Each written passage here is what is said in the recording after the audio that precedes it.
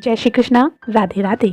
आज हम बात करने जा रहे हैं मकर संक्रांति अर्थात उत्तरायण या खिचड़ी पर्व के पूजा विधि, पौराणिक व्रत कथा और उसके महत्व के बारे में। आइए जानते हैं मकर संक्रांति का महत्व। मकर संक्रांति को हिंदू धर्म में विशेष महत्व दिया गया है। यह पर्व प्रत्यक्ष देव भगवान सूर्य को समर्पित है। भगवान सूर्य का धनु राशि से होकर मकर राशि में प्रवेश करना संक्रांति अर्थात मकर संक्रांति के रूप में जाना जाता है। ज्योतिषाचार्यों के अनुसार मकर संक्रांति के दिन सूर्य उत्तरायण होते हैं।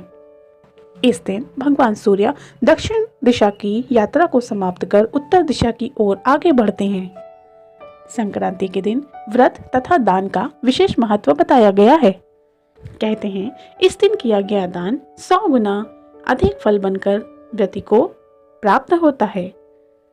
इसी कारण से मकर संक्रांति के दिन तिल का भी दान किया जाता है। आइए अब बात करते हैं मकर संक्रांति व्रत की विधि। मकर संक्रांति व्रत विधि की चर्चा भविष्य पुराण में मिलती है। भविष्य पुराण के अनुसार सूर्य के उत्तरायण होने पर संक्रांति का व्रत करने का विधान बताया गया है। संक्रांति के दिन तेल और तिल मिश्रित जल से स्नान करना शुभ माना जाता है। इसके बाद सूर्य देव की स्तुति करनी चाहिए। इस दिन किसी पवित्र तीर्थ स्थान या पवित्र नदी के किनारे स्नान करके दान पुण्य आदि भी करना चाहिए।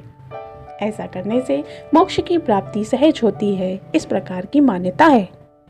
संक्रांति के पुण्य अवसर पर अपने पितरों का ध्यान करना, उनका तर्पण करना भी उचित बताया गया है।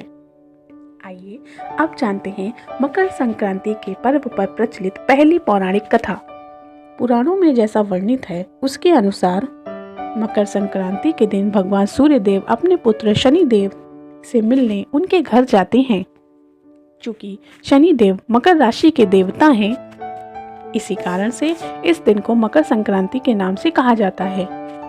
इसके अलावा संक्रांति की इस कथा का वर्णन महाभारत काल में भी मिलता है। महाभारत में वर्णित कथा के अनुसार कौरवों और पांडवों के बीच विशाल युद्ध में कौरवों के सेनापति महायोद्धा पितामह भीष्म को इच्छा मृत्यु का वरदान प्राप्त था। अर्जुन के बाणों को लगने और शीर्षशैया पर लेटने के बाद उन्होंने इस दिन के पुण्यतम फल को जानते हुए अपनी मृत्यु के लिए इसी दिन को निर्धारित किया था। भीष्म जानते थे कि सूर्य भगवान के दक्षिणायन होने पर मनुष्य को मोक्ष की प्राप्ति नहीं होती है और उसे मृत्युलोक में पुनः जन्म लेना पड़ता है। इसी कारण से उस वर्ष जैसे ही सूर्य भगवान उत्तरायण हुए वैसे ही उन्होंने अपने प्राणों को त्याग दिया था। आइए अब सुनते हैं मकर संक्रांति पर्व की दूसरी प्रचलित कथा। एक धार्मिक मान्यता के अनुसार माँ गंगा संक्रांति के दिन ही स्वर्ग से अवतरित होकर राजा भगीरथ के पीछे पीछे कपिल मुनि के आश्रम से होती हुई गंगा सागर तक पहुंची थीं। धरती पर उनके अवतरित होने के बाद भगीरथ ने गंगा के पवित्र जल से ही अपने पूर्वजों का तर्पण किया था। तभी से इस पावन पर्व के दिन पवित्र नदी अर्थात गंगा मां के जल में स्नान करना भी विशेष महत्व माना जाता है और गंगा सागर पर इस दिन विशेष मेले का भी आयोजन होता है।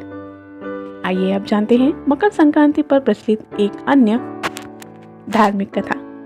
इसके अनुसार माता यशोदा ने अपनी संतान प्राप्ति के लिए मकर संक्रांति के दिन ही भगवान का व्रत रखा था और गांव की अन्य महिलाओं में तिल और गुड़ से बने हुए सामान को भी बांटा था।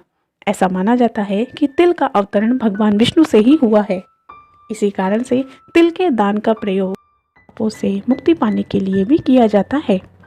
तिल का उपयोग शरीर को निरोगी रखता है और शरीर में गर्मी भी बनाए रखता है। तभी से इस दिन यह प्रथा है कि महिलाएं एक दूसरे में तिल और गुड़ से बने हुए मिष्ठान बांटती हैं और तिल का प्रयोग दान में भी करती हैं। आशा है आपको ये जानकारी अच्छी लगी होगी। जय श्री कृष्णा।